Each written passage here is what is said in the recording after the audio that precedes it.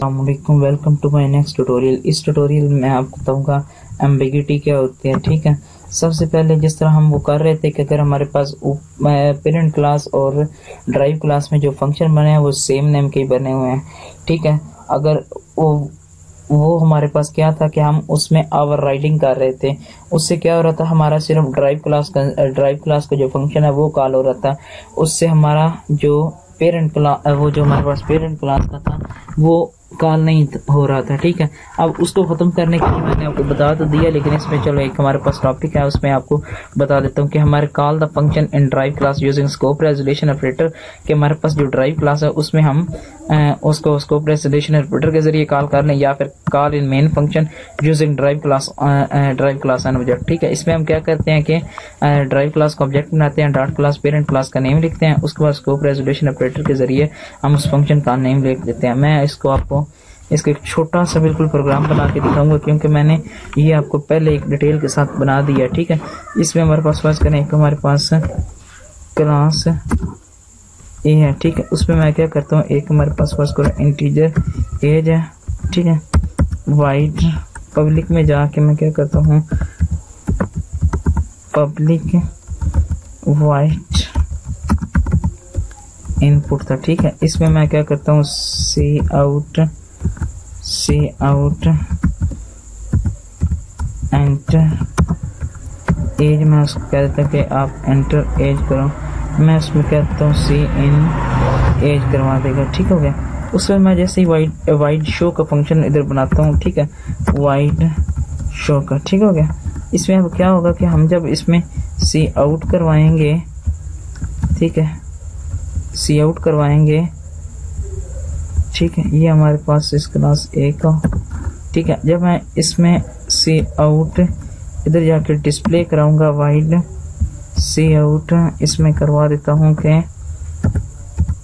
हमारे पास एज हमारे पास क्या है। ठीक है, तो वो हमें साथ ही वो एज भी डिस्प्ले करा देगा। ठीक हो गया। अब जैसे ही मैं एक और क्लास के साथ इसके इनहेरिट कराता हूँ, क्लास बी, ठीक है, उसमें मैं सिंपली क्या कर लेता हूँ, इनहेरिट करवाता हूँ पब्लिक ए के साथ। ठीक है, उसमें मैं क्या करवा देता हूँ, मैं इसमें एक और इंटीजर ले लेता हूँ, इंटीजर बी ले लेता हूँ, उसमें सिंपली मैं कह देता हूँ कि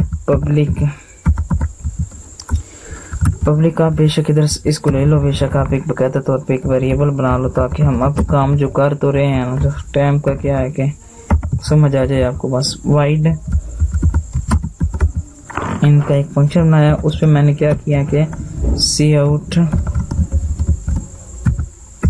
एंटर